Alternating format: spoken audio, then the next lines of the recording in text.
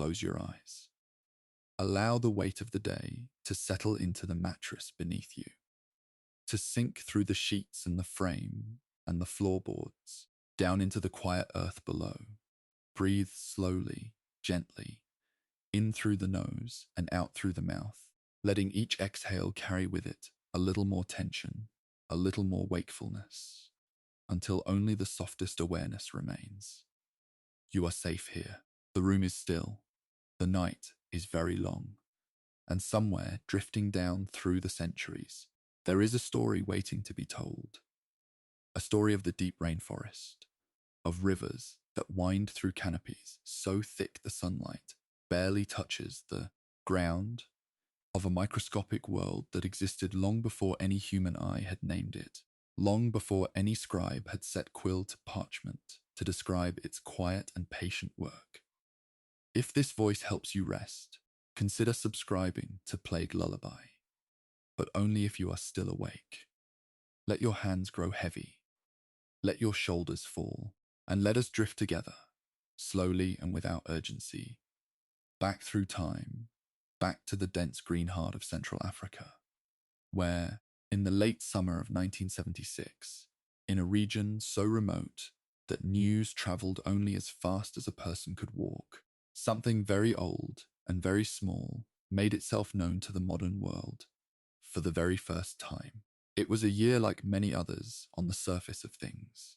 a year of quiet harvests and market days, and the ordinary turning of seasons, and yet beneath that ordinariness, in the blood of an unknown animal moving through the darkened canopy of the Yambuku forest, something was quietly waiting, as it had been waiting perhaps, for thousands of years,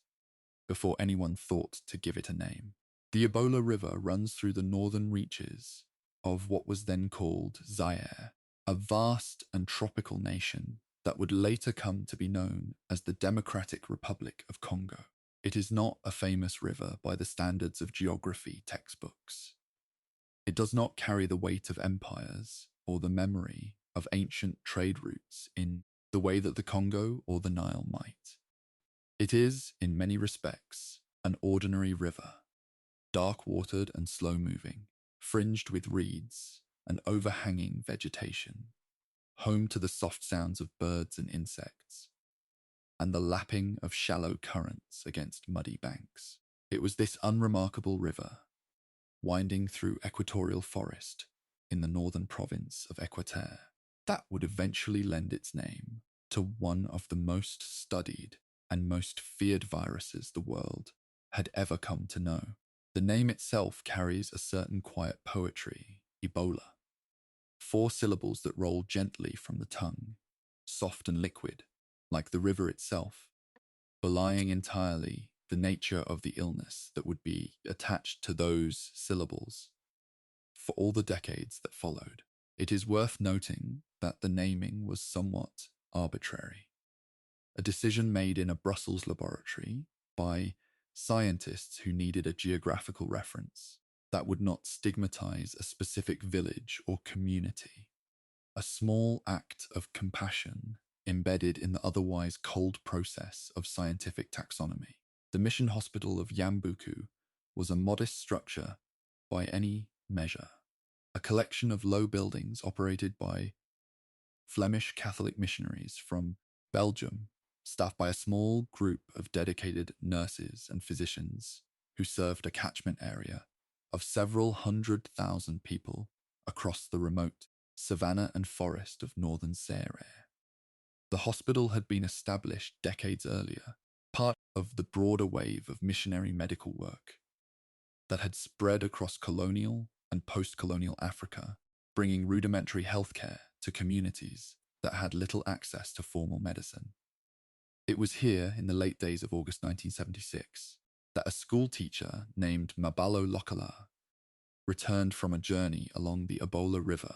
having travelled north toward the border with the Central African Republic on a trip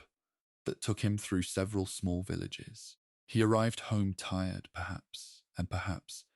with the mild sense of unwellness that any traveller might dismiss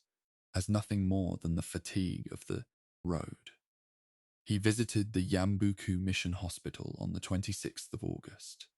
presenting with what appeared to be a fever, and was treated with a standard injection of chloroquine, the common remedy for malaria in that region, administered through one of the hospital's reusable syringes,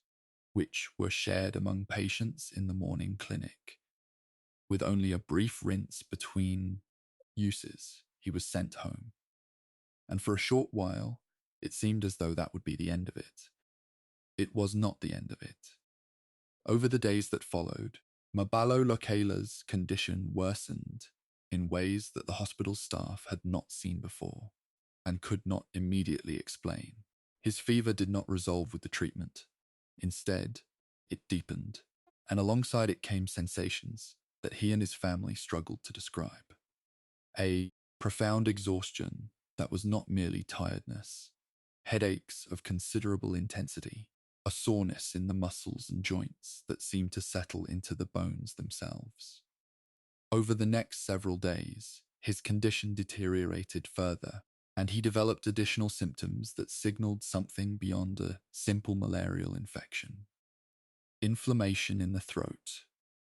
difficulty swallowing, and the beginnings of gastrointestinal distress that would mark the middle stages of his illness. He returned to the hospital and was admitted. The nurses and doctors at Yambuku, who cared for him in those early days, had no protective equipment beyond the ordinary tools of their trade, no gloves of any particular specification, no masks, no gowns designed for the management of highly contagious hemorrhagic conditions, because there was as yet no reason to suspect that any such precautions would be necessary. They cared for him with the tools they had and the knowledge they possessed, which was the knowledge of dedicated and compassionate people working at the edge of what medicine understood. Mabalo Lokela died on the 8th of September 1976, approximately 2 weeks after his first visit to the hospital, and by that time, a quiet cascade had already begun. The women who had prepared his body for burial, according to the customs of the Yambuku community, the nurses who had tended him, the patients who had received injections through the same syringes that had passed through the morning clinic. All of these individuals formed the first widening ring of what would become a devastating outbreak in the villages and homesteads of the surrounding region. In the weeks that followed his death, cases began to appear in a pattern that, in retrospect, traced clearly back to the mission hospital itself, to the needle-sharing practices that had inadvertently created a near-perfect mechanisms for viral transmission from patient to patient. Families who came to the hospital seeking treatment for unrelated ailments left carrying something they had not brought with them. Nurses who showed up for morning shifts began falling ill before the month was out. And in the villages, the illness spread further through the intimate practices of care and mourning that bound communities together. The washing of the deceased, the gathering of family at bedsides, the shared spaces of grief. Over the next weeks and months, the outbreak would infect 318 people in northern Zaire. And of those 318, 280 would die, yielding a case fatality rate of approximately 88%. A number that, when it was finally calculated in the quiet offices of the World Health Organization, caused a certain stillness among the people who received it. Meanwhile, and this is one of those remarkable coincidences that history occasionally offers without ceremony or explanation, another outbreak was unfolding at nearly the same time, in a different part of the African continent entirely. In southern Sudan, in the town of Nanzara and the nearby settlement of Maridi, a second cluster of cases had begun to appear in June and July of 1976, several months before the Yambuku outbreak reached its peak. The Sudan outbreak would ultimately infect 284 people and kill 151, a mortality rate of approximately 53%. Still devastating by any clinical standard, but noticeably lower than what was being observed in Zaire. Scientists who later examined samples from both outbreaks would determine that they were caused by two genetically distinct species of the same viral family, what would come to be called Ebola Zaire and Ebola Sudan, meaning that the world had been introduced in the space of a single year to not one but two new and deeply serious pathogens. This discovery, when it finally emerged from the laboratories of Antwerp and Atlanta, would shape the early understanding of Ebola as not a single entity, but a family of related viruses, each with its own characteristics, its own mortality profile, its own geographical range. The scientific process by which the virus was identified and named was slow and careful, as it needed to be, and it took place across several continents simultaneously, in a kind of quiet collaboration that predated the global communication networks that would later make such work more immediate. Blood samples from Yambuku were transported under difficult conditions, packed in thermos flasks, carried by hand across airstrips and through customs checkpoints, to the Institute of Tropical Medicine in Antwerp, Belgium, where a virologist named Peter Piot and his colleagues began the painstaking work of identification. Piot, who was 27 years old at the time and had only recently completed his medical training, would later describe receiving the samples as a moment of ordinary scientific routine that quickly became something else entirely, as preliminary analysis suggested the presence of a filovirus, a long, thread-like viral structure visible under electron microscopy that did not match any known pathogen in the available reference materials. Across the Atlantic, at the Centers for Disease Control in Atlanta, Georgia, Carl Johnson and his colleagues were conducting parallel analyses, and it was the electron microscope images produced in those early days that revealed the characteristic filamentous shape of the new virus. Long, sinuous strands that coiled and looped like something from the deep ocean floor, beautiful in the strange way that microscopic structures can be beautiful when they are very far removed from the suffering they cause. The virus was unlike anything in the known taxonomy, and the scientists who looked at those images for the first time understood, without needing to say it aloud, that they were looking at something genuinely new. It is worth pausing here, in this soft moment, to consider the nature of what a virus actually is. Because the Ebola virus, for all the weight of history and tragedy that surrounds it, is at its most fundamental level a remarkably simple thing. And yet that simplicity is precisely what makes it so difficult to address. A virus is not alive in the way that a bacterium or a fungus or a plant is alive. It does not eat or breathe or reproduce independently. It exists, instead, as a kind of biological instruction set, a strand of genetic material wrapped in a protein coat, containing within itself only the minimum information necessary to commandeer the machinery of a living cell and redirect that machinery toward the production of more copies of itself. The Ebola virus is composed of a single strand of RNA, the genetic molecule that in other contexts carries the instructions for making proteins within our own cells, and that RNA strand encodes for just 7 proteins, a number almost absurdly small when compared to the tens of thousands of proteins encoded in the human genome. And yet those 7 proteins are sufficient to perform one of the most devastating acts in the biological world: to enter a human cell, dismantle its defenses, replicate in vast quantities, and trigger a systemic response in the body that ultimately overwhelms every major organ system. The Ebola virus, as scientists would spend the subsequent decades learning, does not simply destroy cells directly. It does something more architecturally destructive. It hijacks the body's own immune response and turns that response against the very tissues it was meant to protect. The filovirus family, to which Ebola belongs, had made its first appearance in the modern scientific record, not in Africa, but in Germany in 1967, when an outbreak of severe hemorrhagic fever struck laboratory workers in the cities of Marburg and Frankfurt. Those workers had been handling green monkeys imported from Uganda for use in vaccine research, and through contact with the blood and tissues of those animals, they had contracted what would come to be called Marburg virus disease, a hemorrhagic fever that, in the 1967 outbreak, killed 7 of the 31 infected individuals. The Marburg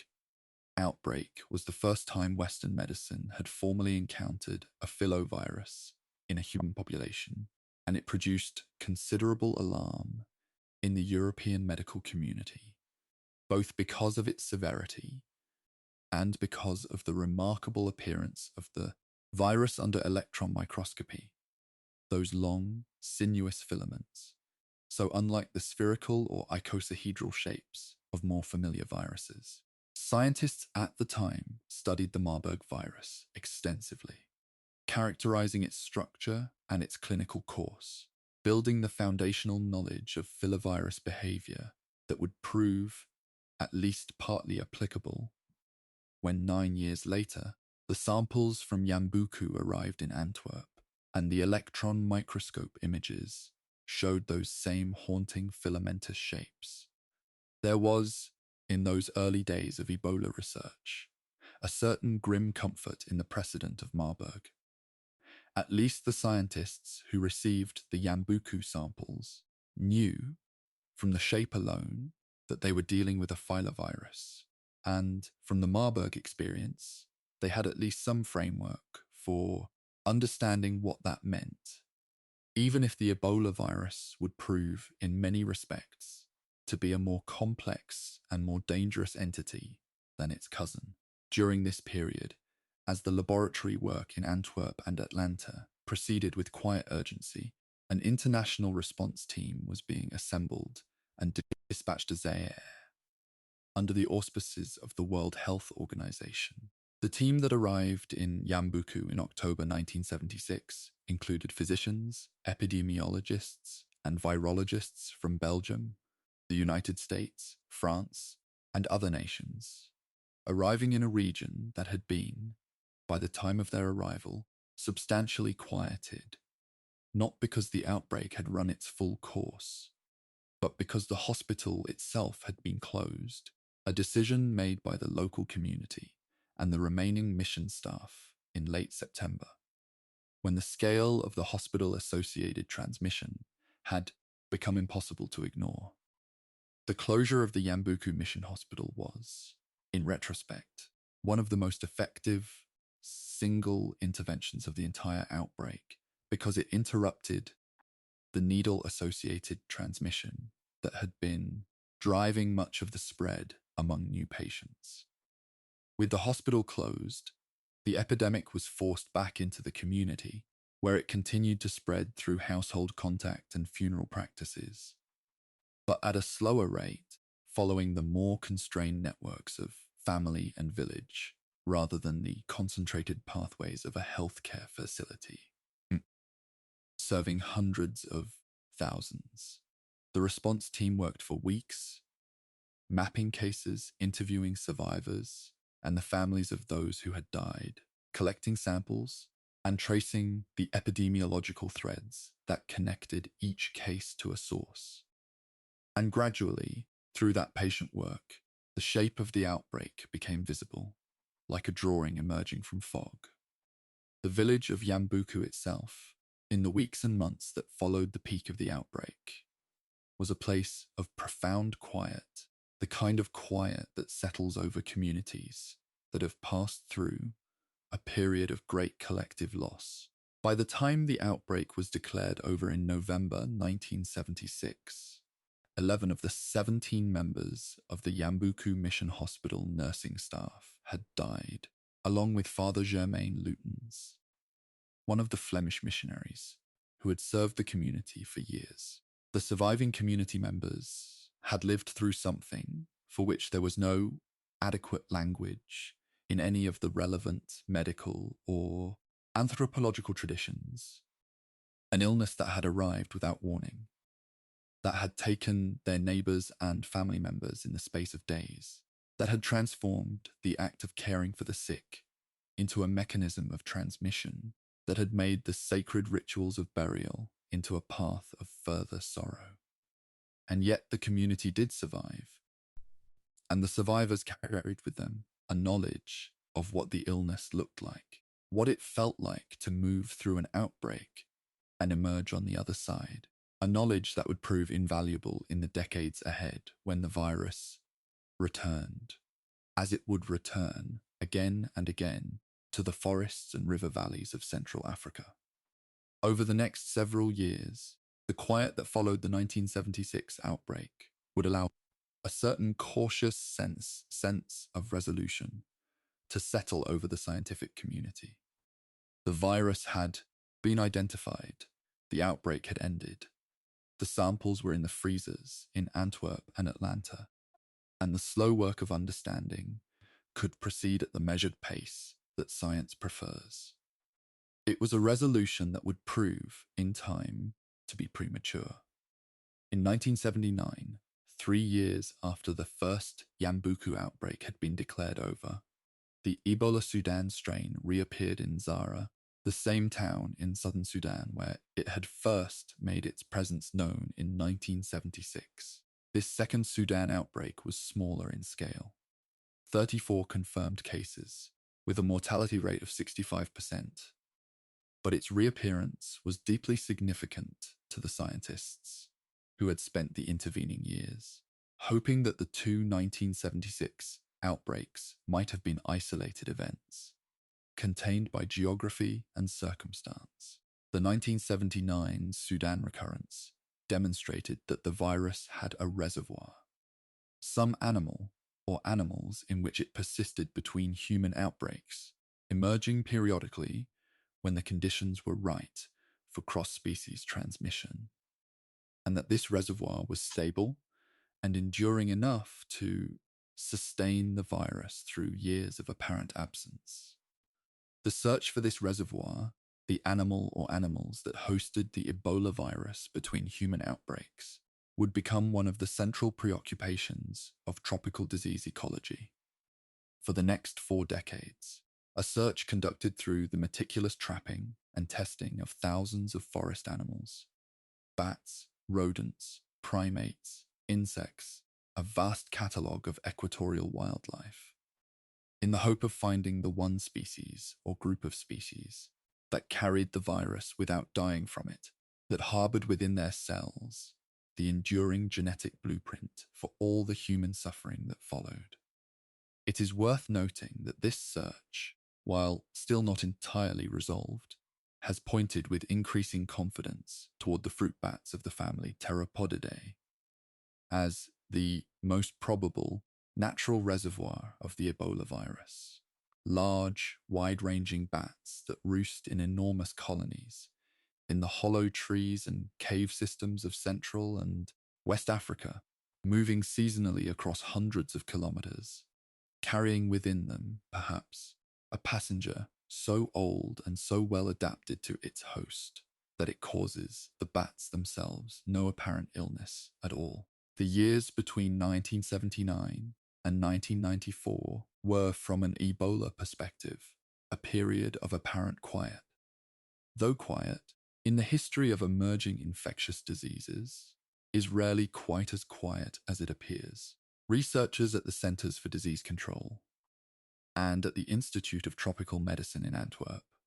continued their laboratory work on the frozen samples from the 1976 and 1979 outbreaks, building a detailed picture of the virus's structure and replication cycle working toward an understanding of how it entered cells,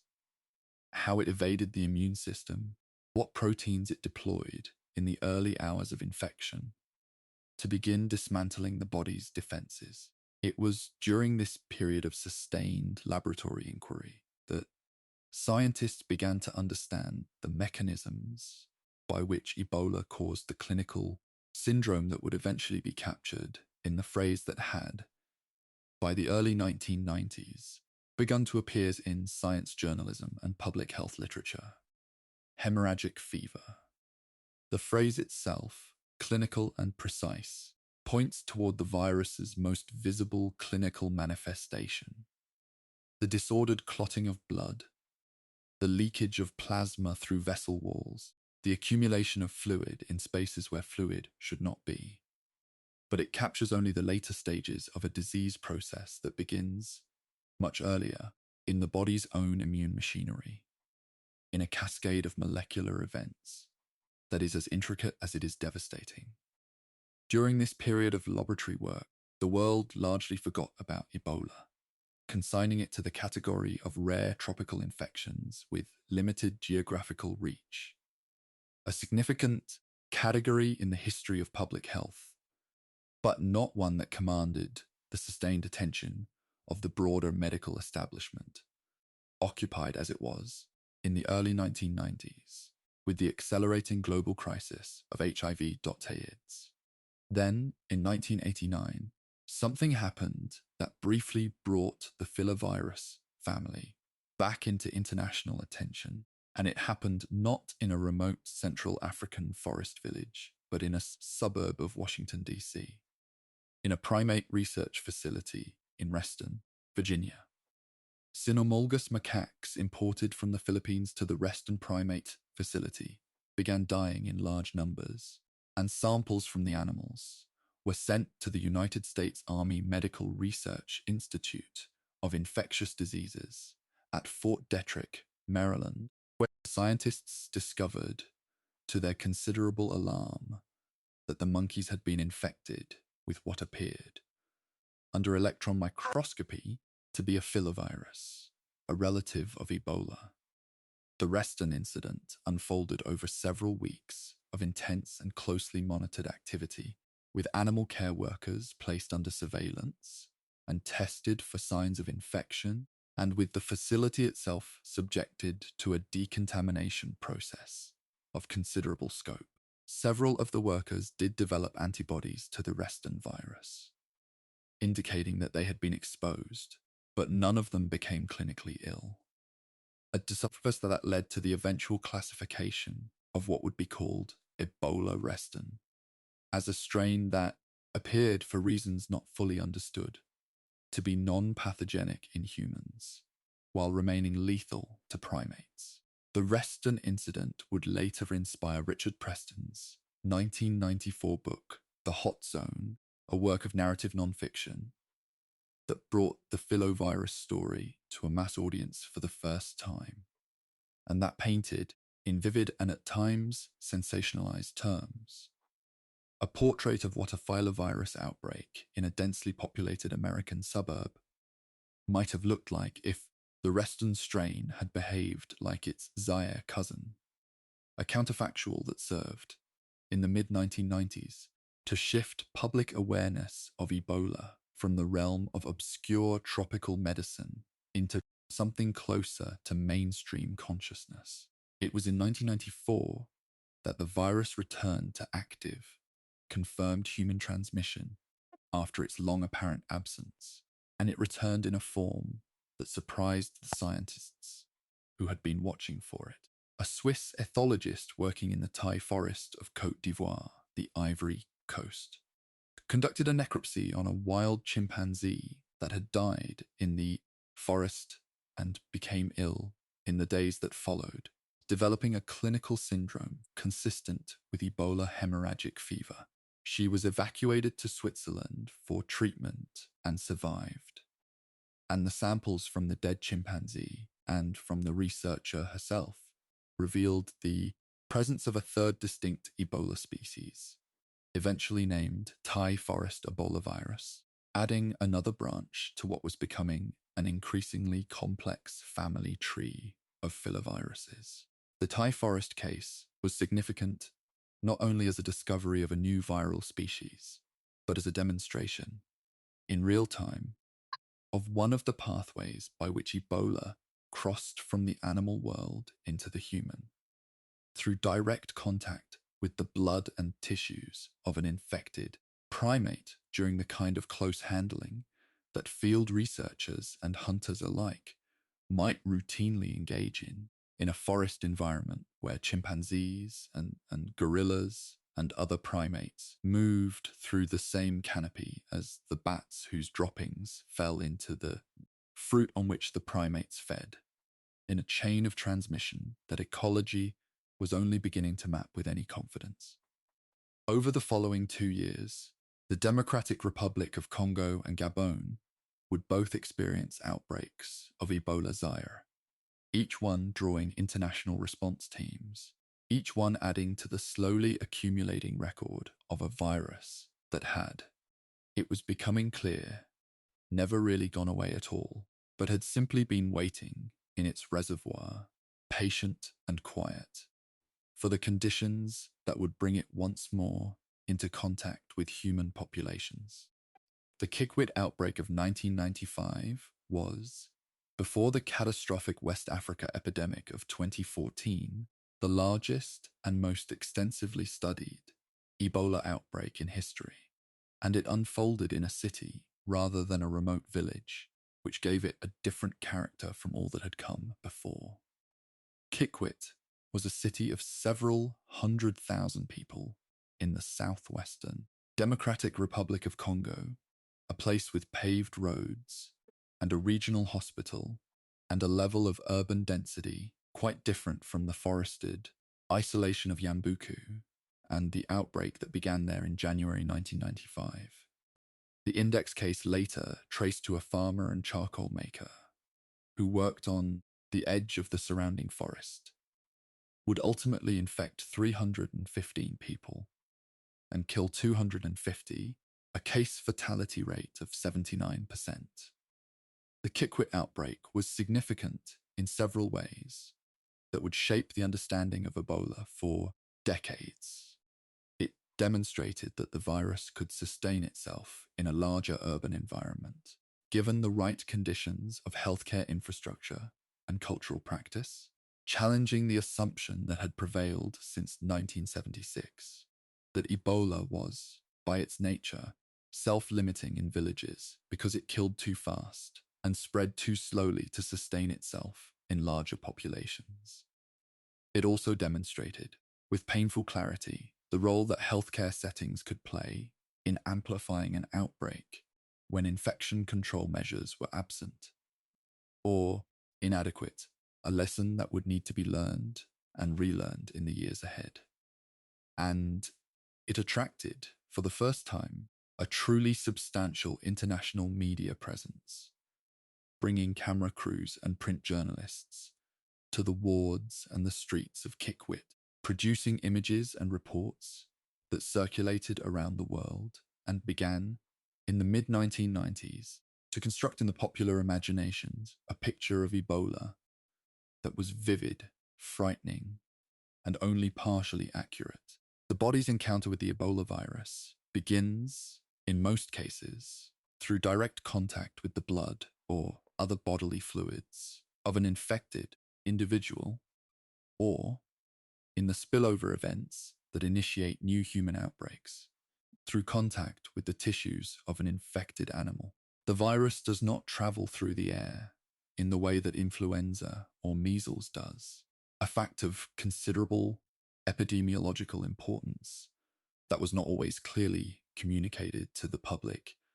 during the outbreaks of the 1990s and 2000s, contributing to a level of fear that sometimes exceeded what the actual transmission dynamics warranted. Once inside the body, the Ebola virus moves quickly to establish itself in a specific set of immune cells, macrophages and monocytes, the large cells that patrol the body's tissues looking for foreign invaders that normally serve as the first line of defense against infection. In a bitter irony of immunology, these defender cells are precisely the first cells that the Ebola virus targets and infects, converting them from guardians into factories, and in doing so, gaining access to the body's lymphatic and vascular systems through the very pathways designed to carry immune cells to wherever in the body they are needed. The virus spreads through the bloodstream, reaching the liver, the spleen, the adrenal glands, and the lining of blood vessels throughout the body, replicating in each new site at a rate that the immune system, already compromised by the loss of its frontline cells, struggles to match. Over the course of a few days to a week, the viral load in the blood reaches levels that are, by clinical measurement, extraordinary. Levels that produce the massive systemic inflammatory response that defines the severe phase of Ebola disease, that triggers the release of chemical signals throughout the body in quantities so large and so poorly calibrated that the signals themselves become destructive, damaging the tissues they were meant to protect in a process that immunologists call a cytokine storm. It is this inflammatory cascade, more than any direct viral destruction of tissue, that accounts for the profound clinical deteriorations seen in severe Ebola cases, and it is this cascade that gives the disease its characteristic clinical arc. A rapid progression from flu-like symptoms in the first days to a syndrome of multi-organ involvement in the second week that, without supportive medical care, carries a mortality rate that in some outbreaks has approached 90%. The liver, which processes blood and metabolizes a vast range of biological chemicals, becomes inflamed and begins to function poorly, leading to the accumulation of waste products in the blood and the disruption of the clotting factors that the liver normally produces. The adrenal glands, which regulate the body's stress response and blood pressure, sustain damage that leads to the hemodynamic instability, the difficulty maintaining adequate blood pressure that characterizes the later stages of severe disease. And the vascular endothelium, the thin cellular lining of the blood vessels themselves, becomes compromised, allowing plasma and blood cells to leak from the vessels into the surrounding tissues, producing the edema, the fluid accumulation in organs and body cavities, and in some cases the external and internal bleeding that became the defining image of Ebola in the popular imagination, though it is worth noting that this bleeding, while present in many severe cases, is neither universal nor the primary cause of death in most patients. The primary cause of death in Ebola, as careful clinical studies would clarify over the decades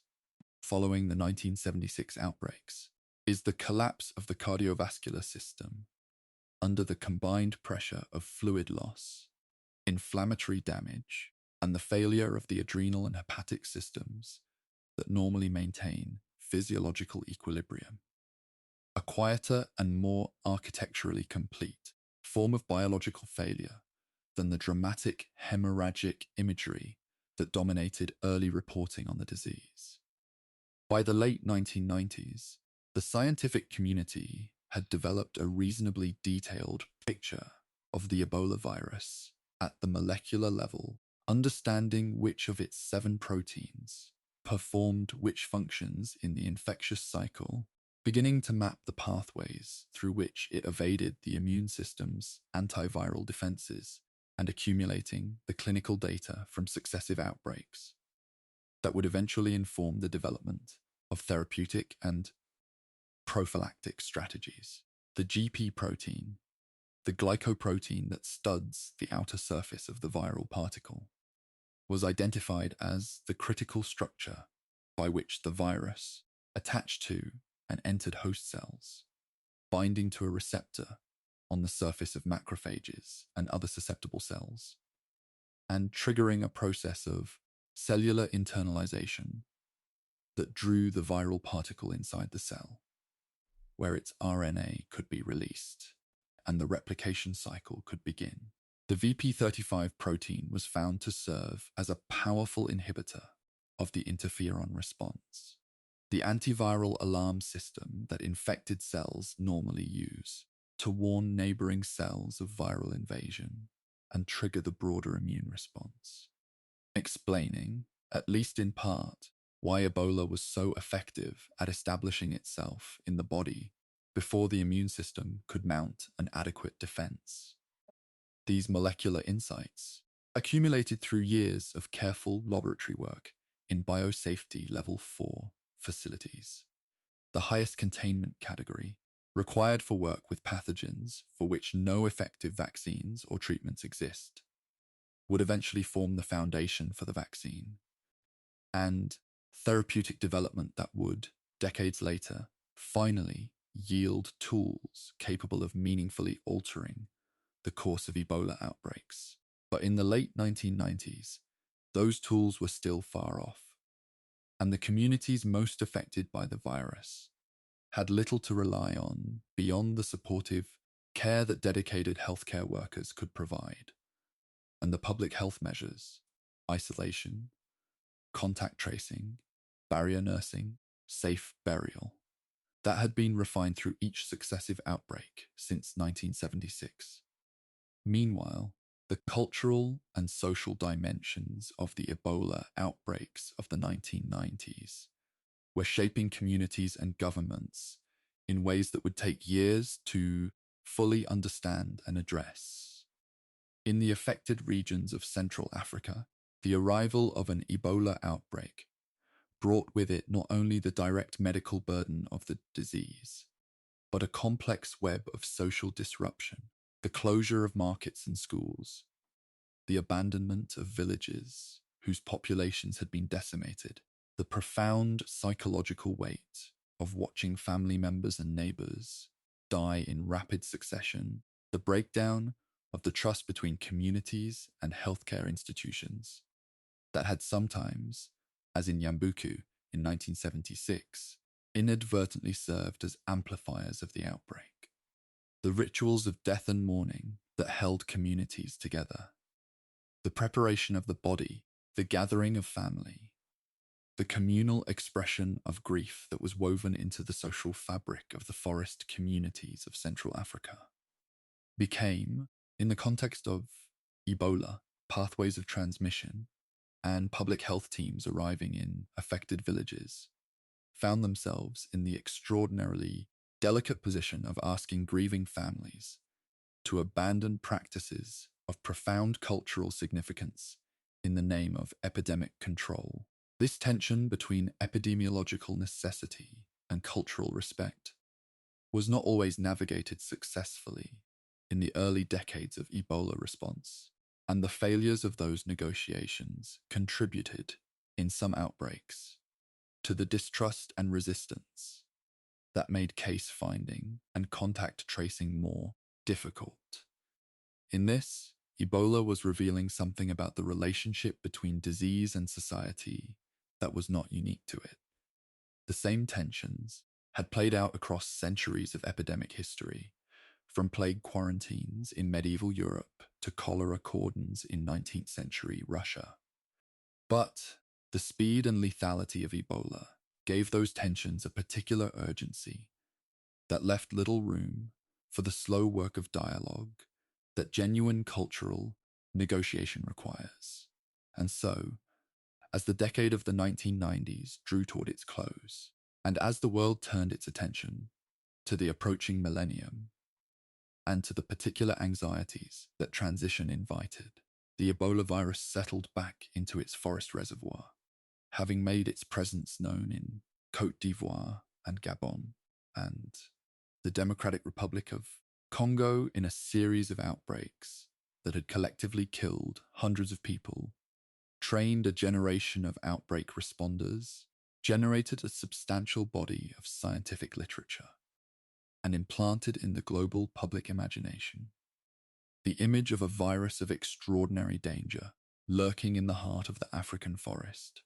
The scientific community that had grown up around Ebola research virologists and epidemiologists, and public health specialists distributed across institutions in Europe, North America, and Africa, had learned a great deal about the virus in the 2 decades since its identification, and they had developed, through painful experience, the outbreak response protocols that would serve as the foundation for all future interventions. But they had not yet found the reservoir with certainty, had not yet developed a vaccine or a treatment, and had not yet faced an Ebola outbreak in a West African setting, where the virus was entirely unknown, where public health infrastructure was thin, where the social networks of affected communities stretched across national borders, had not yet faced, in other words, the kind of outbreak that would demand everything the scientific and public health community had learned since 1976 and still find it insufficient. That reckoning was still more than a decade away, moving slowly through time, patient and unhurried, as the soft equatorial night settled over the forests where the bats roosted, and the rivers ran dark and quiet toward the sea. The year 2000 arrived with the particular solemnity of a threshold crossed, and the world that stepped across it was, in many respects, preoccupied with itself, with the question of whether computers would fail at midnight, with the slow recalibration of a civilization that had spent several years holding its breath in anticipation of a disaster that did not, in the end, materialize. And yet, in the northern reaches of Uganda, in a district called Gulu that sat near the border with Sudan, the new century announced itself with an Ebola outbreak that was, at the time, the largest in recorded history. The Gulu outbreak began in August 2000, traced eventually to contact with a chimpanzee carcass found in the forest near the town, and by the time it was declared over in January 2001, it had infected 425 people and claimed the lives of 224 of them, a case fatality rate of approximately 53%. The outbreak was caused by the Sudan species of Ebola, the same strain that had appeared in Zara in 1976 and 1979, and it unfolded in a region already burdened by the long-running conflict of the Lord's Resistance Army insurgency, a circumstance that added layers of complexity to an already difficult outbreak response. Healthcare workers in Gulu's St. Mary's Hospital Lakor, a mission hospital not unlike the one in Yambuku a quarter-century earlier, became infected in significant numbers, and the loss of trained medical personnel in the midst of an outbreak created a particularly sorrowful compounding of the crisis. International teams arrived from the World Health Organization, Médecins Sans Frontières, and the Centers for Disease Control, bringing with them the personal protective equipment and the outbreak management protocols that had been developed and refined across the preceding decades of Ebola response. The response was, by previous standards, considerably more organized and better resourced than what had been available in Yambuku in 1976. And yet the virus still moved through the community with a swiftness that humbled even the most experienced responders. The Gulu outbreak would, in the years that followed, be analyzed extensively in the scientific literature, yielding insights into the effectiveness of various control measures, the role of healthcare facility transmission, and the psychological impact of repeated outbreaks on affected communities. And when it was over, when the last case had been identified and the last contact had been followed to the end of their monitoring period without developing illness, there was in the affected community and among the response workers alike that same exhausted quiet that had followed every Ebola outbreak before it, relief and grief held in careful balance, the kind of emotional state for which language rarely has adequate words. During this period, the scientific work on Ebola continued in parallel with the outbreak responses. In the biosafety level, 4 laboratories that represented the innermost sanctum of infectious disease research. Places of extraordinary precaution where scientists dressed in pressurized suits before entering rooms of negative air pressure, where every tool and surface was decontaminated with a thoroughness that bordered on ritual, where the ordinary laboratory gestures of pipetting and centrifuging and cell culture were conducted with a care and deliberateness that transformed routine science into something closer to a meditative practice. These laboratories existed at a small number of institutions worldwide. The Centers for Disease Control in Atlanta, the United States Army Medical Research Institute of Infectious Diseases at Fort Detrick, the Special Pathogens Branch, the Public Health Agency of Canada's National Microbiology Laboratory in Winnipeg, the Bernhard Nocht Institute for Tropical Medicine in Hamburg, among others, and the scientists who worked within them represented a community small enough that most knew one another, shaped by the particular discipline and patience that their work demanded. It was in these spaces that the detailed molecular biology of Ebola was mapped across the first decade of the new century. The structure of each viral protein elucidated, the mechanisms of immune evasion traced step by step, the interactions between the viral glycoprotein and its cellular receptor identified with increasing precision. The NPC1 protein, Niemann-Pick C1, a cholesterol transport protein found in the internal membranes of cells, was identified in 2011 as the critical receptor through which the Ebola virus gained final entry into the cell's interior after internalization, a discovery that opened new avenues for therapeutic interventions. By suggesting that drugs capable of blocking this interaction might interrupt the viral entry process.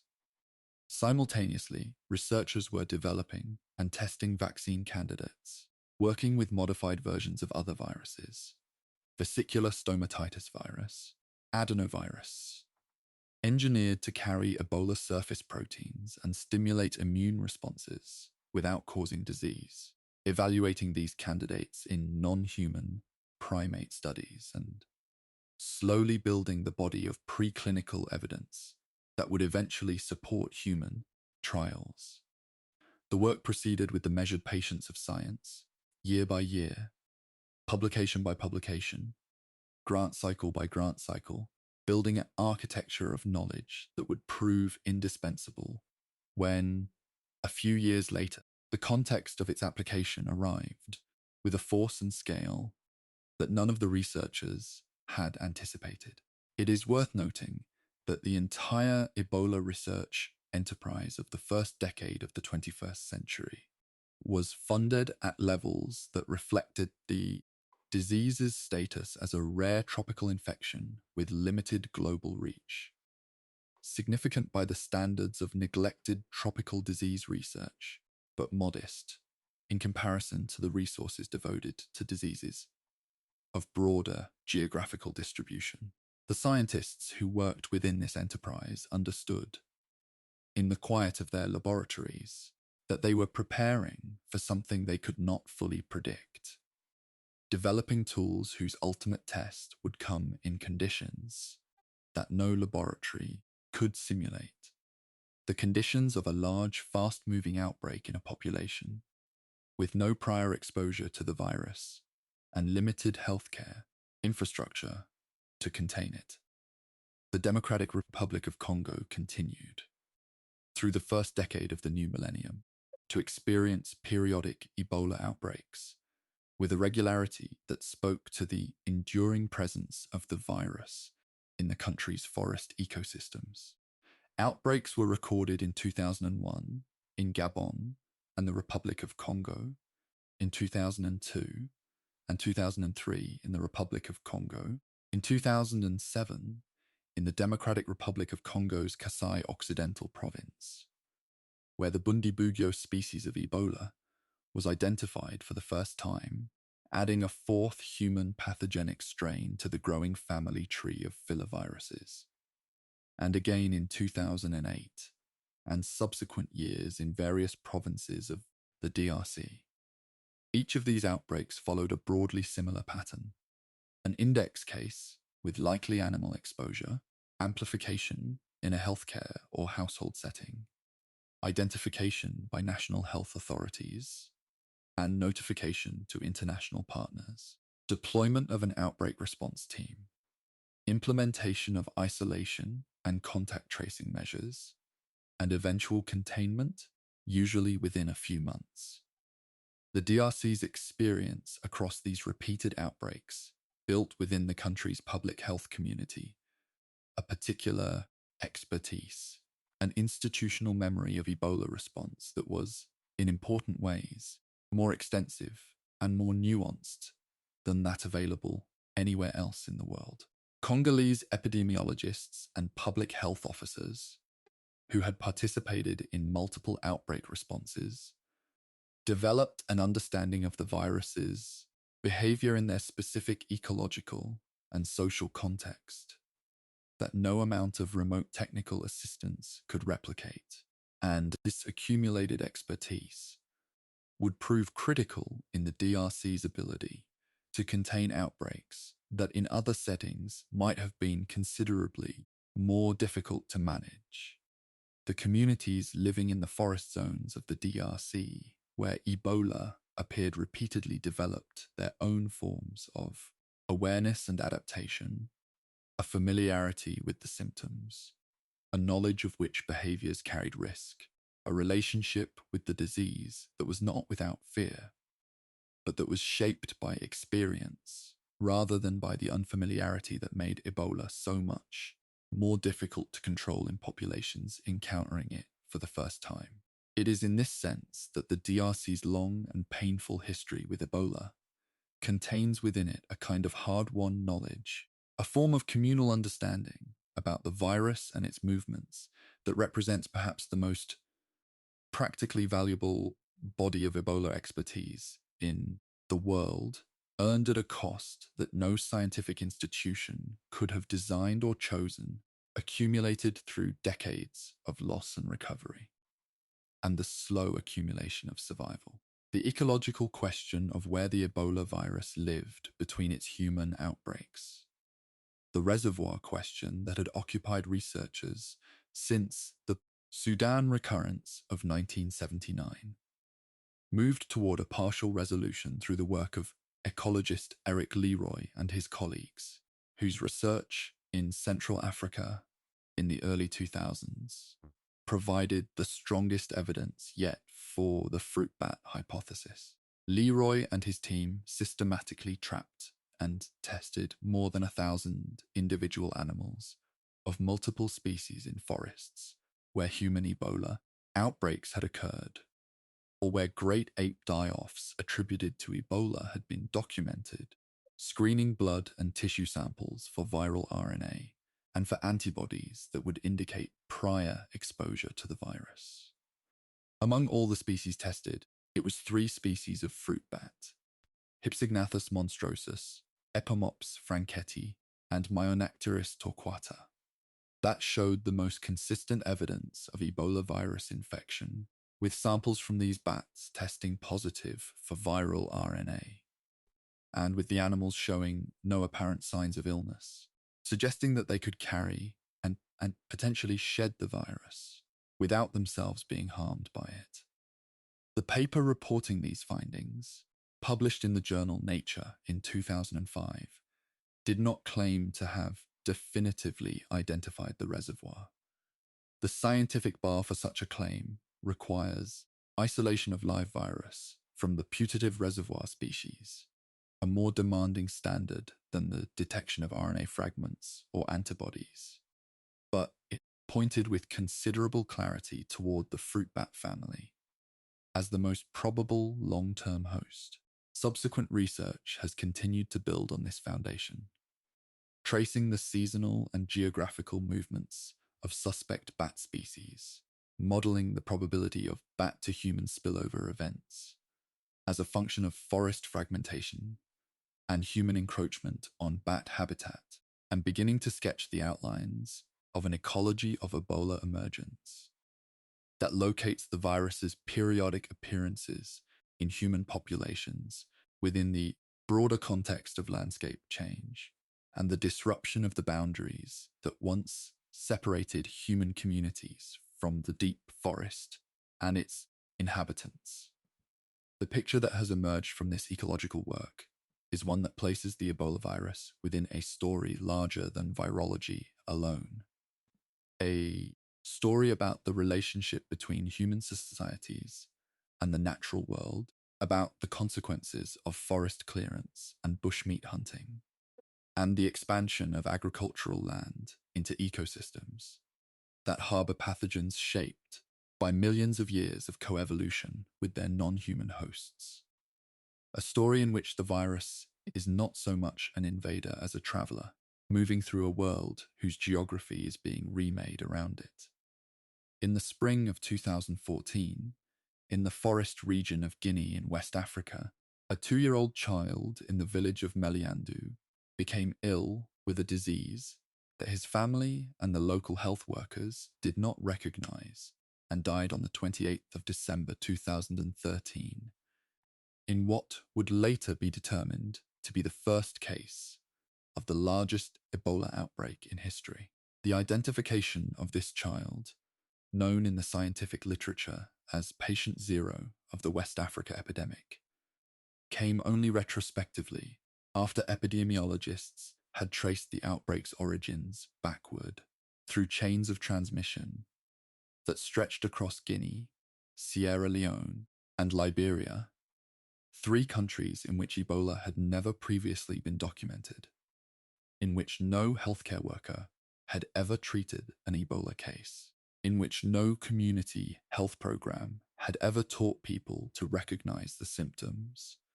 or take precautions against the spread. The outbreak moved through those communities for months before it was identified as Ebola, presenting in its early stages as cases of severe fever and diarrheal illness that were attributed to other more familiar causes: Lassa fever, cholera, typhoid. While the virus quietly established itself in the social networks of villages and towns, carried by individuals who had cared for the sick and the dying without protection, who had followed the funeral customs of their communities, without knowing that those customs were transmitting something invisible and devastating. When the outbreak was finally identified as Ebola in March 2014,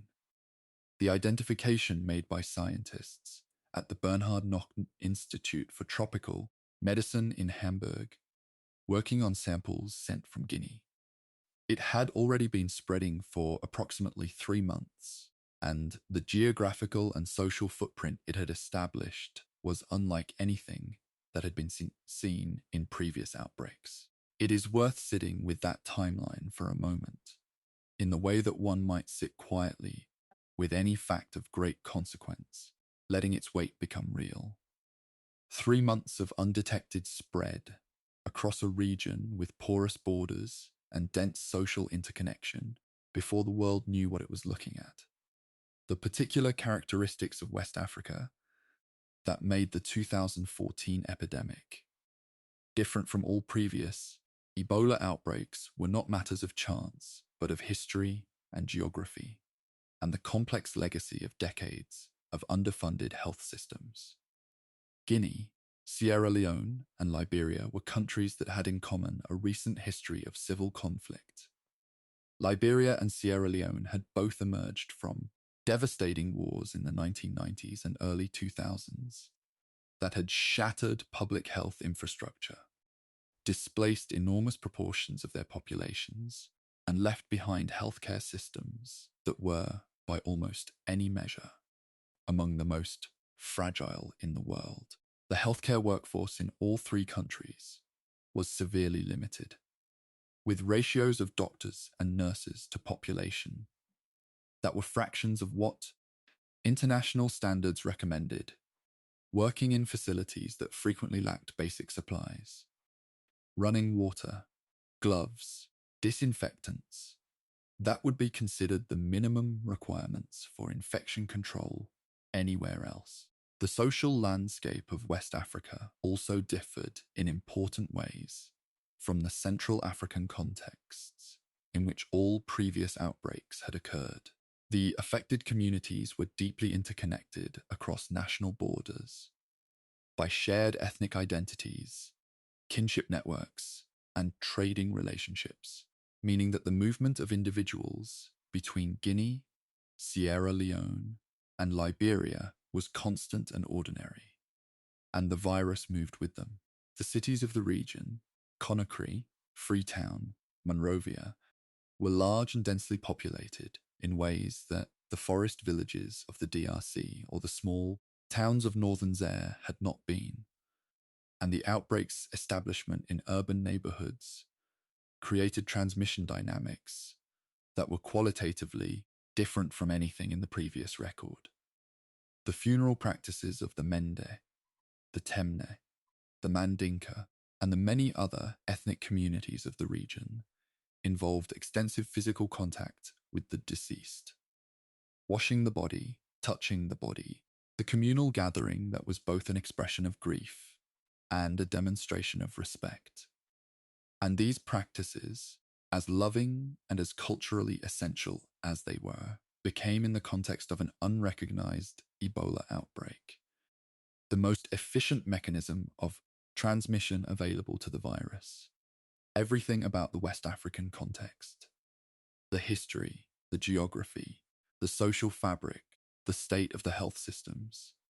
had combined to create conditions in which Ebola could do something it had never quite managed to do before: sustain itself in a large, multi-country, urban-rural epidemic over an extended period of time. By the summer of 2014, as the outbreak had been public knowledge for several months, and international alarm was growing, the response remained insufficient relative to the scale of the epidemic, and this insufficiency was its subject of considerable reflection and self-examinations within the global health community. The World Health Organization, which bore primary international responsibility for coordinating the response, was later acknowledged to have been slow in recognizing the scale of what was unfolding and in mobilizing the resources and personnel that the situation required, a failure attributed to a combination of organizational factors, resource constraints, and perhaps an underestimation of how different this outbreak was from the ones that had preceded it. Médecins Sans Frontières, which had been present in the region since the outbreak's identification and had been operating Ebola treatment units under enormous pressure, issued in June 2014 an unprecedented public statement declaring the epidemic out of control, a phrase that carried considerable weight from an organization not given to hyperbole, and that served, in retrospect, as one of the key moments at which the gap between what was needed and what was being provided became impossible to ignore. Individual governments and international organizations were, through the summer of 2014, in the process of calibrating their responses to a situation that was evolving faster than their planning frameworks could easily accommodate, deploying military and civilian personnel, constructing treatment facilities, establishing supply chains for the personal protective equipment and the medical supplies that the treatment units required. The United States deployed nearly 3,000 military personnel to Liberia under Operation United Assistance, a commitment of logistical capacity that reflected both the severity of the crisis and the particular infrastructure that a military deployment could bring to bear in a country whose own infrastructure had been devastated by years of conflict. The United Kingdom focused its response on Sierra Leone, its former colony, bringing resources and personnel that built treatment capacity in a country that had, at the outbreak's peak, fewer than 200 physicians for a population of approximately 6 million people. And across the affected countries, communities were adapting their own behaviors, changing funeral practices,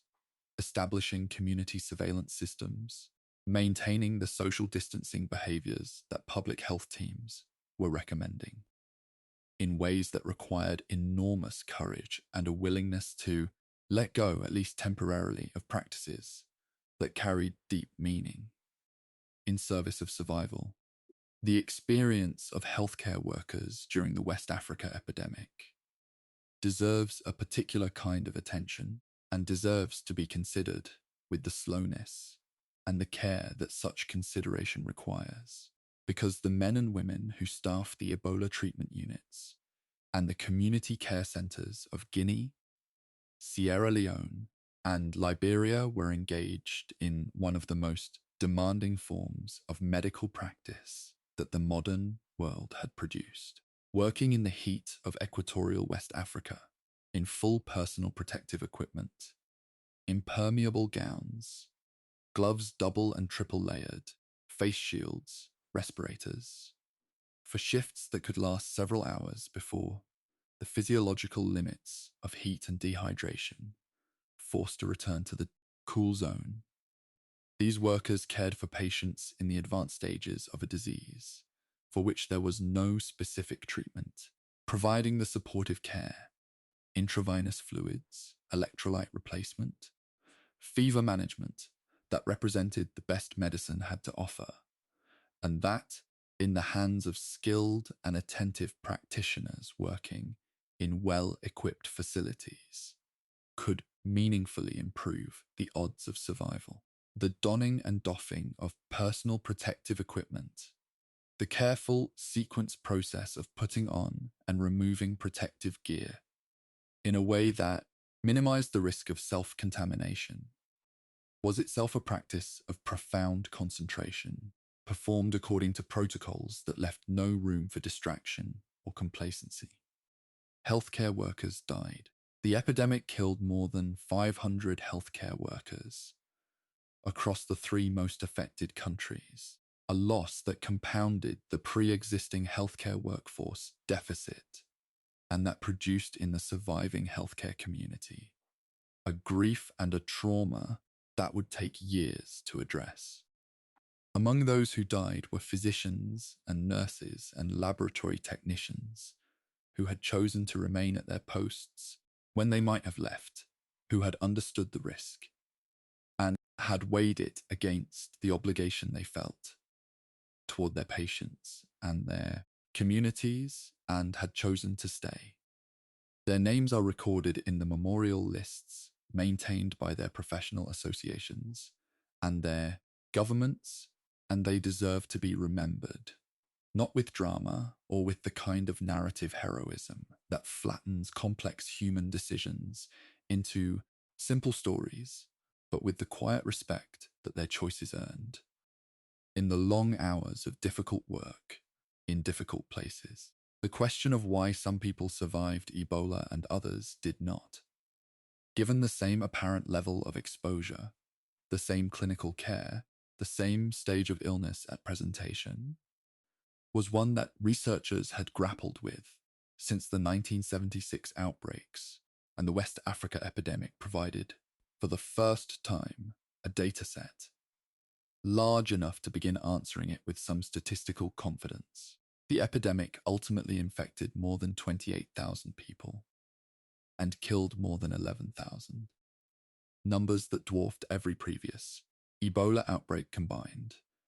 and the clinical data generated by the treatment units across Guinea, Sierra Leone, and Liberia, when aggregated and analysed, revealed patterns in survival that pointed toward both host factors and treatment factors as important determinants of outcome. Patients who received intravenous fluid therapy early in their illness had better outcomes than those who did not, consistent with the understanding that much of the mortality in Ebola was driven by the profound dehydration and electrolyte imbalance that resulted from fluid loss through diarrhea and vomiting, rather than solely from the direct effects of viral replication. Younger patients and patients with lower viral loads at admission fared better than older patients, and those with higher viral loads, suggesting that immune factors and the speed of viral replication both played roles in determining whether the immune system could mount a sufficient response before the systemic inflammatory cascade overwhelmed its capacity. The West Africa epidemic also provided the context for the first human trials of experimental Ebola therapeutics and vaccines that had been in development in the years before the outbreak.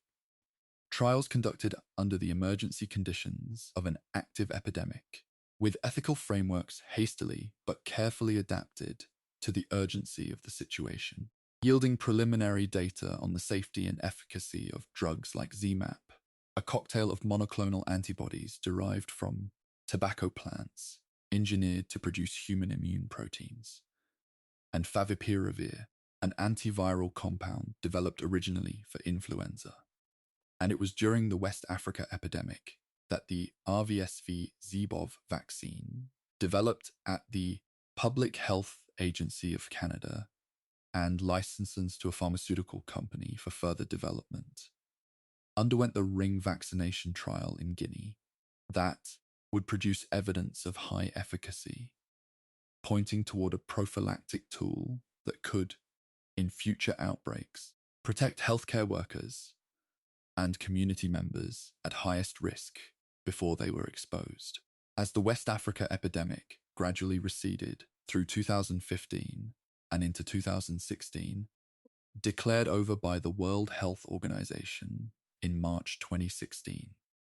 with one final caveat about the possibility of late cases arising from viral persistence in survivors, a phenomenon that had been documented in semen and other body fluids long after apparent recovery.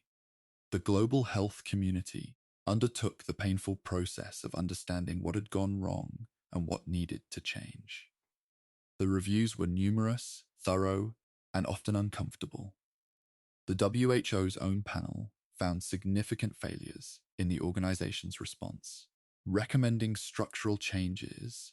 that would eventually lead to the creation of the WHO Health Emergencies Program, a new body designed to give the organization a faster and more capable response to public health emergencies of international concern. National governments and international organizations committed, at least in the immediate aftermath of the epidemic, to increased funding for health system strengthening in the affected countries, and for the global health security infrastructure that would be needed to detect and respond to future outbreaks more rapidly. The Global Health Security Agenda, launched in 2014 as the epidemic was unfolding, gained momentum as a framework for international cooperation on epidemic preparedness, bringing together countries from every region of the world in a commitment to develop and maintain the core capacities needed to prevent, detect, and respond to infectious disease threats. Within Guinea, Sierra Leone, and Liberia, the experience of the epidemic and its response had left behind, alongside the grief and the physical devastation, a cadre of trained outbreak responders, a strengthened, if still fragile, public health infrastructure, and a population whose awareness of Ebola and its transmission had been transformed by the lived experience of navigating an epidemic. It is perhaps one of the quieter legacies of the West Africa epidemic, sitting alongside the more visible legacies of loss and institutional reform, that it created in the affected communities themselves a reservoir of knowledge and experience that represented the most sustainable long-term resource for managing future outbreaks. And as the last case was discharged and the treatment units were slowly dismantled, and the international response workers made their way home across the Atlantic and the Mediterranean, the forests of West Africa settled back into their ordinary rhythms. The night sounds, the slow movement of fruit bats through the canopy, the rivers running dark and quiet toward the sea. The Democratic Republic of Congo had, by the time the West Africa epidemic was declared over in 2016, lived alongside Ebola for 40 years, and that long companionship had produced within the country's public health system a capacity for outbreak response that was, in its own way, one of the most remarkable institutional achievements in the history of tropical medicine. The DRC had experienced more Ebola outbreaks than any other country in the world. A distinction earned not through any particular failing, but through the simple geographical fact of sharing its territory with the forest ecosystems in which the virus's reservoir resided. The great equatorial forest that stretched across the Congo basin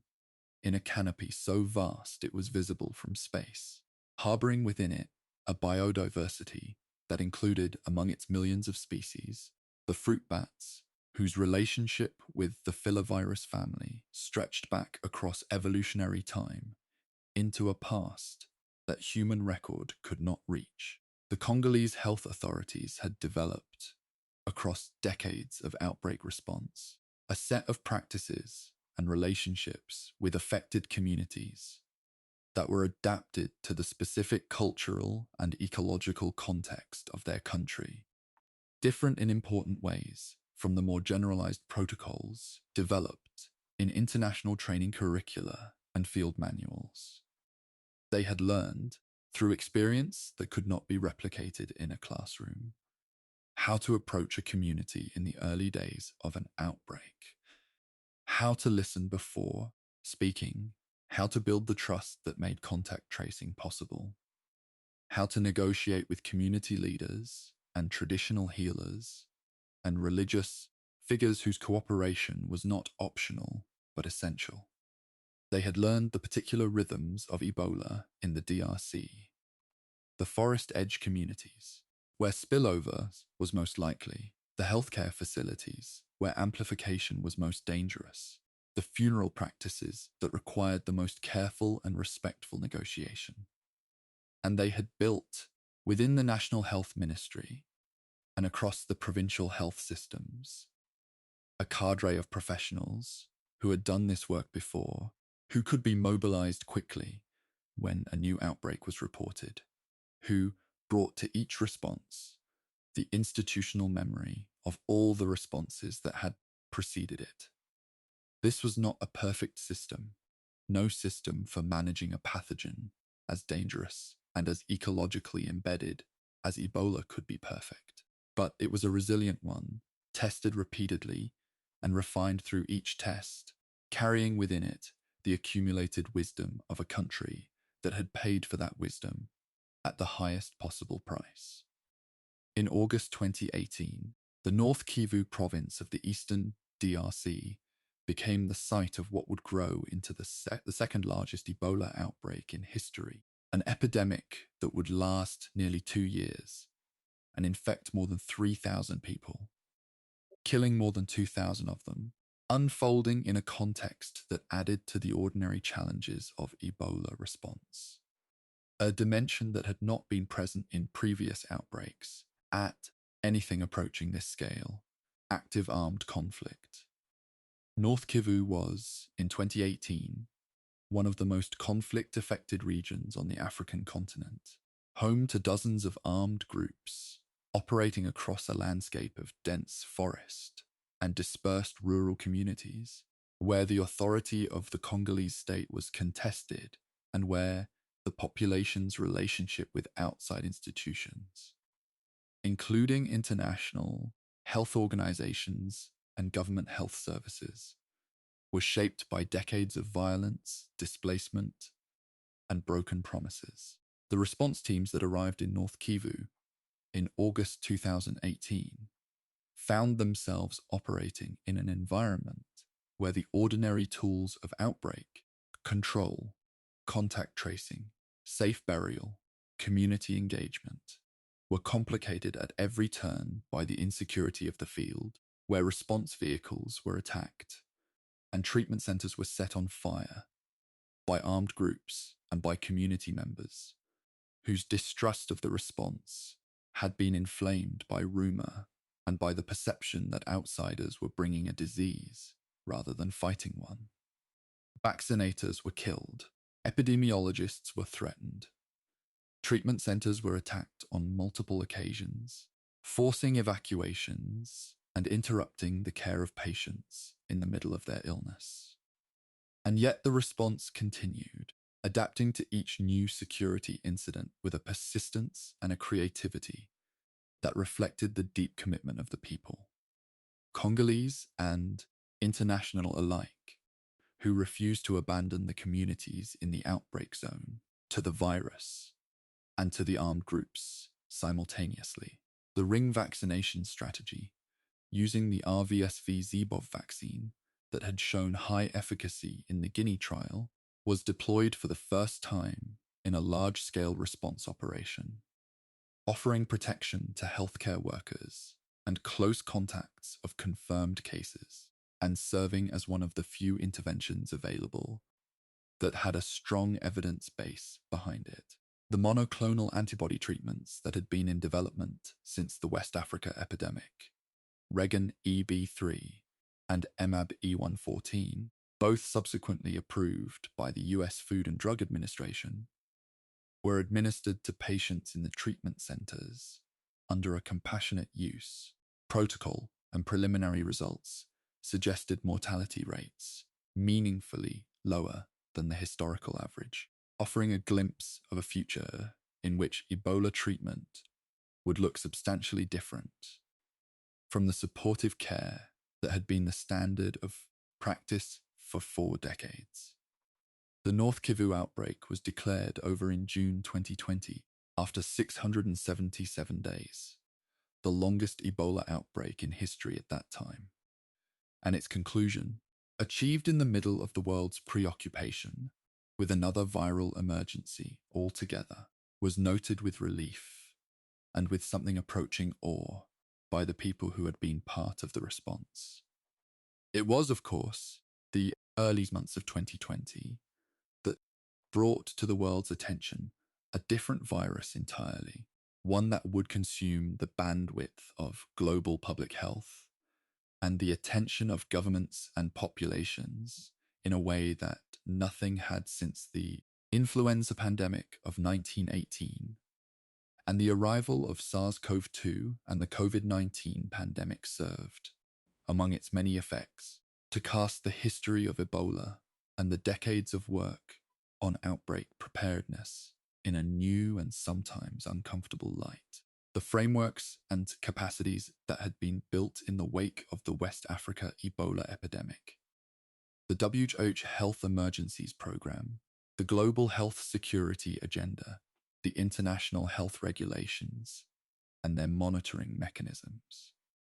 had been explicitly designed to prevent exactly the kind of slow, inadequate international response that had allowed the West Africa epidemic to reach catastrophic scale. And yet, when COVID-19 arrived,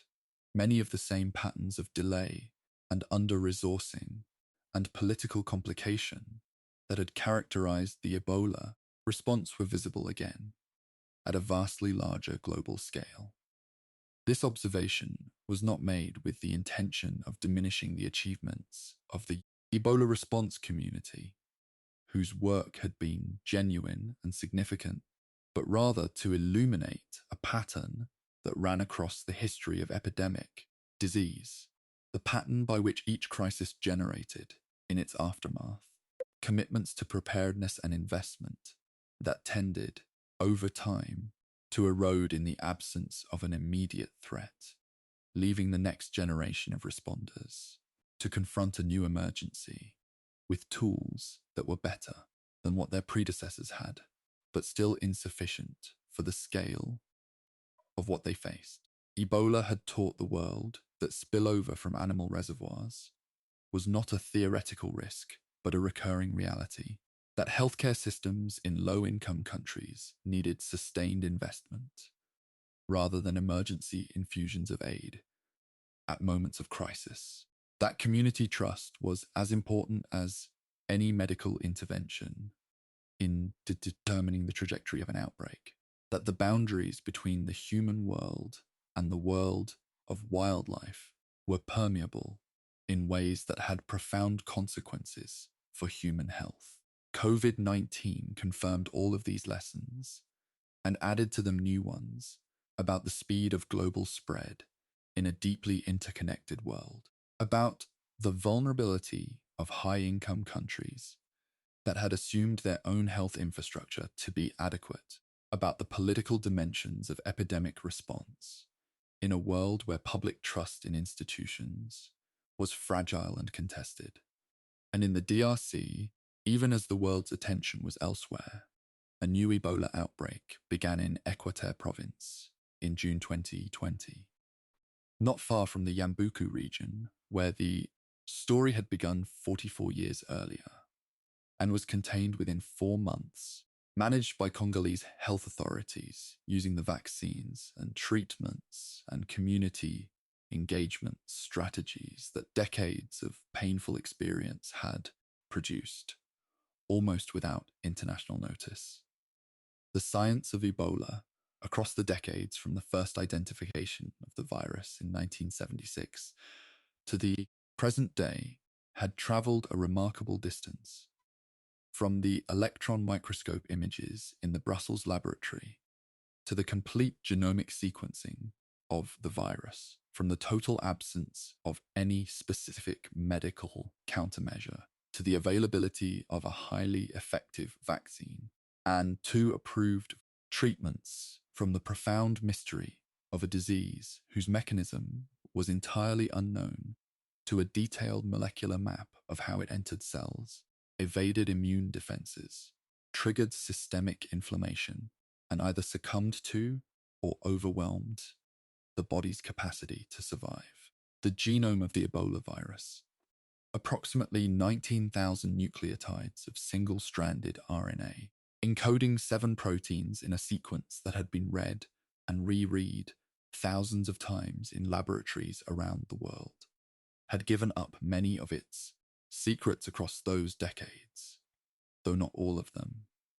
And the questions that remained were not trivial. The precise mechanism by which the virus caused the severe vascular pathology of late-stage disease,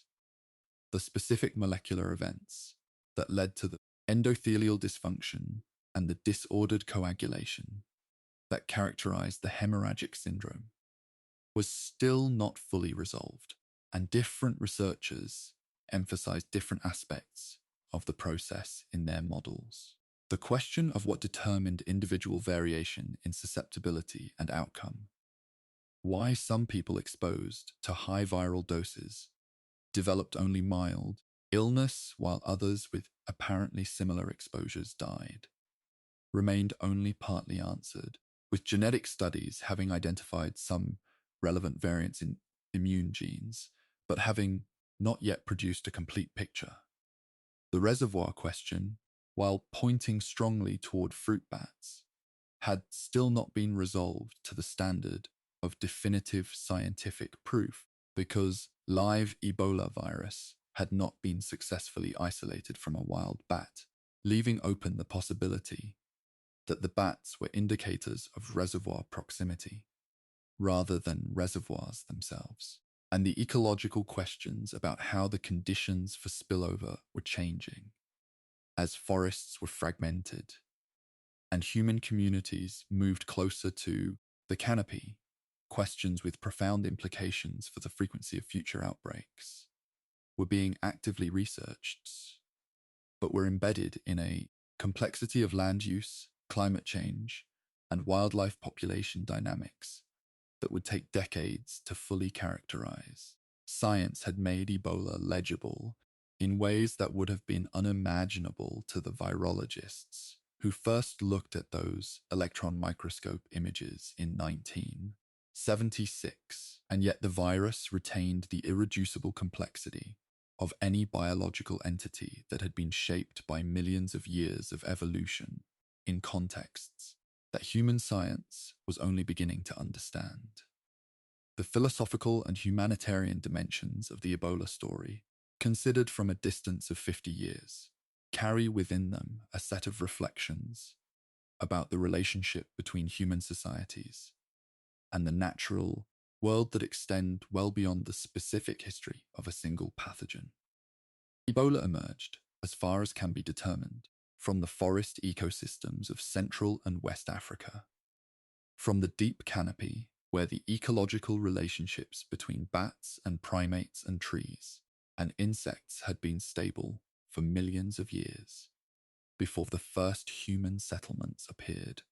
at the forest edge. The conditions that allowed the virus to move from its reservoir into human populations with increasing frequency over the latter half of the 20th century were not created by the virus itself,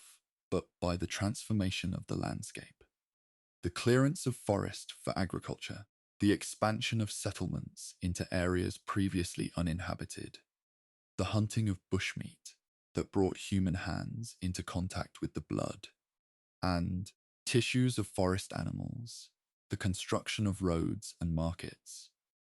that connected remote communities to wider networks of movement and commerce. These were not malicious acts, but ordinary ones. The ordinary acts of people seeking to sustain their families and their communities, to make use of the resources that the land around them offered, to participate in the economic life of their regions and their nations. The emergence of Ebola in this framing is not a story about a virus that attacked humanity, but a story about the collision of two worlds that had been, for most of human history, separated by the simple fact of distance. The world of the deep forest and its ancient viral passengers, and the world of human settlement and movement,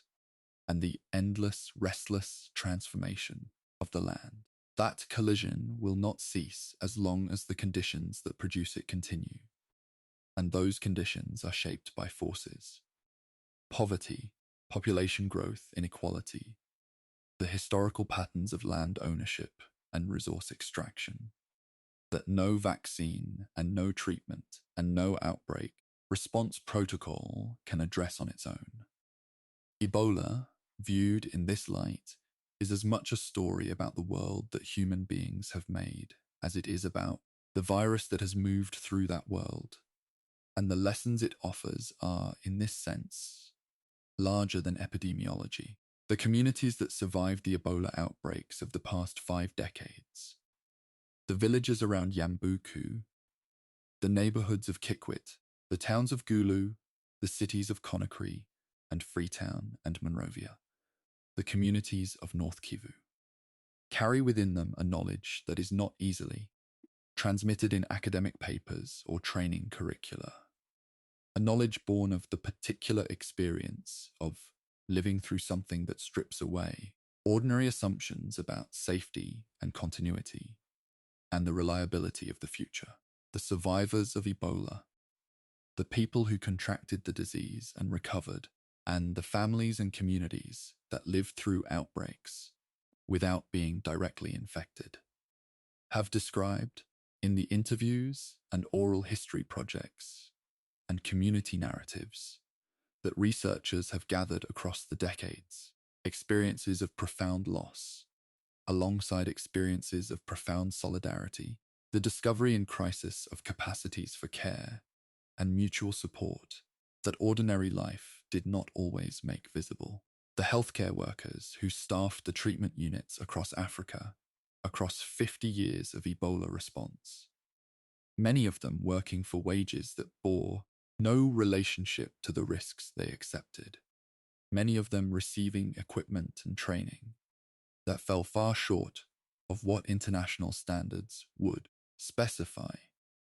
demonstrated through their choices a form of professional and personal commitment that resists simple description, that belongs to the category of human action that can be named but not fully explained.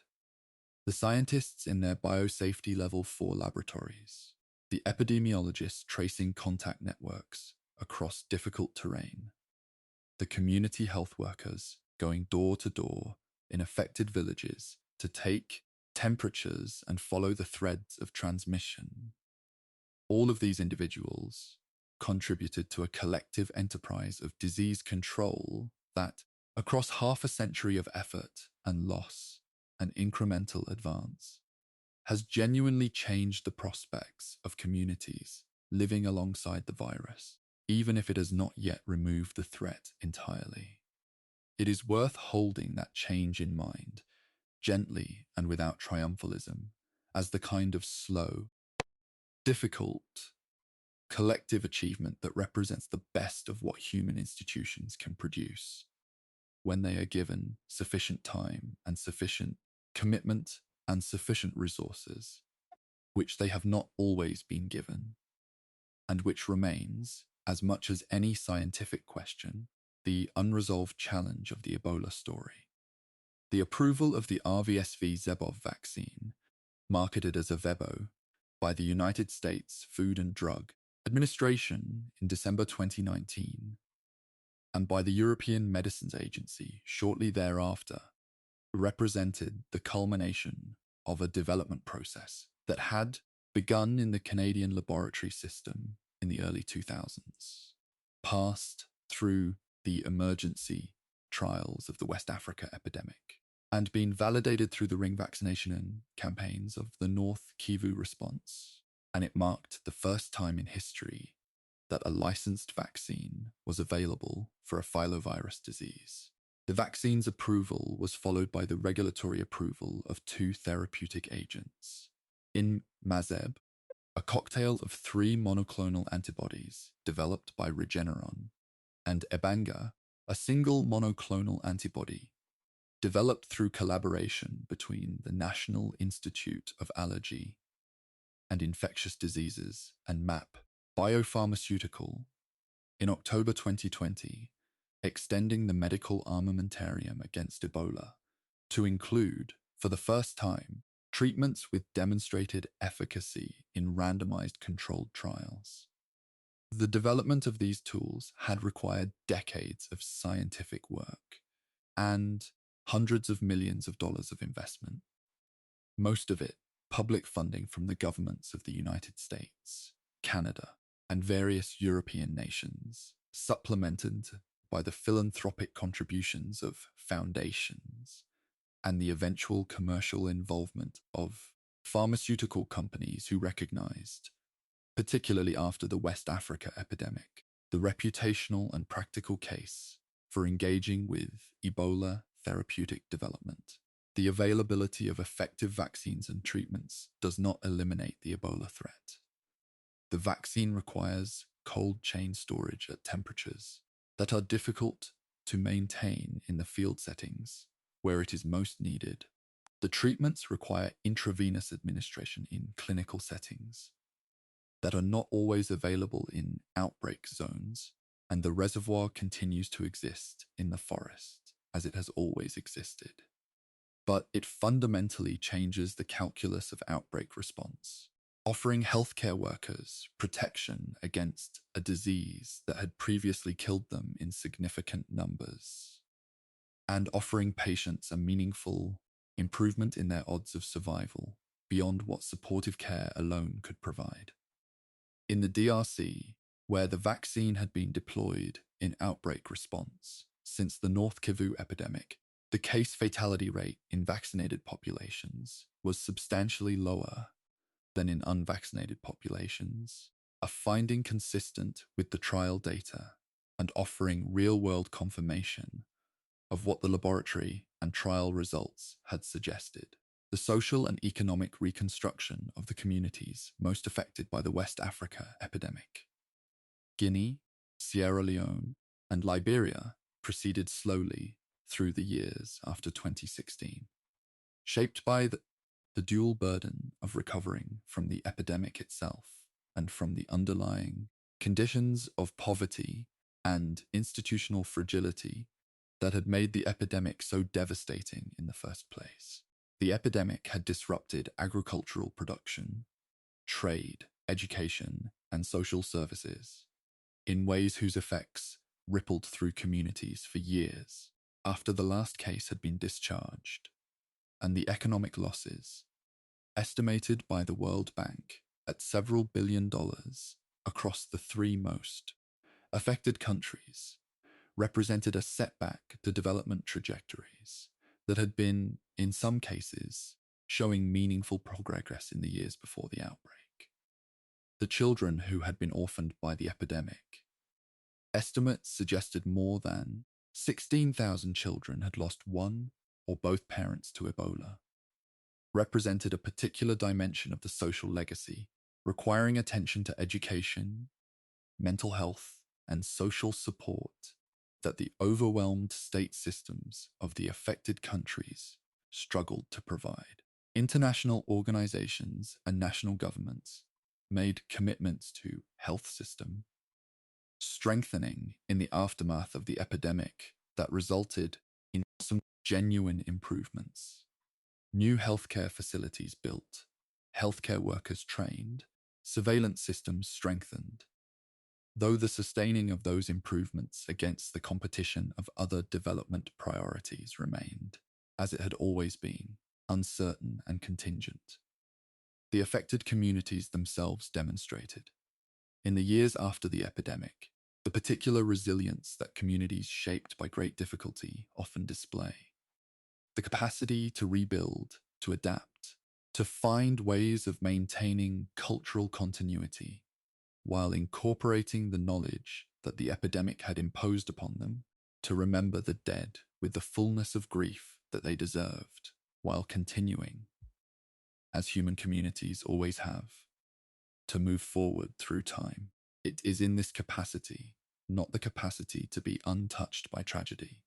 which no community possesses, but the capacity to survive it and to carry its lessons into the future, that the communities of West Africa's epidemic zone demonstrated something that no virus, however devastating, has yet been able to extinguish. The story of Ebola is, among other things, a story about the nature of scientific knowledge, about how it is built, how slowly and how painstakingly, across the collaborative work of hundreds of researchers in dozens of institutions over many decades, each study adding a small increment of understanding to the edifice that preceded it, each outbreak generating data that refined the models and challenged the assumptions that previous outbreaks had produced. It is a story about the relationship between scientific knowledge and political will, about how the knowledge that exists is not always sufficient to generate the action that knowledge suggests is necessary, about how the gap between what is known and what is done is filled or not filled by the decisions of governments and institutions and individuals who must weigh competing priorities in a world of limited resources and unlimited need. It is a story about the geography of disease, about how the distribution of infectious risk reflects the distribution of poverty and ecological disruption, about how the communities that bear the greatest burden of emerging infectious disease are rarely the communities that control the greatest share of the resources that could address that burden. And it is a story about the specific human beings who inhabited its major episodes, the nurses of Yambuku who cared for Mabalo Lukela without knowing what they faced, the young virologist Peter Piot who opened a thermos flask in a Brussels laboratory and looked at something new, the community health workers of Guinea and Sierra Leone and Liberia who walked into affected neighborhoods in the summer of 2014 with whatever equipment was available to them, the scientists who worked through the nights in their pressurized suits to understand the molecular architecture of a 7-protein particle that had caused more collective suffering than any of them had imagined when they first chose their careers. These individuals are not abstractions or symbols. They are the specific, irreplaceable human beings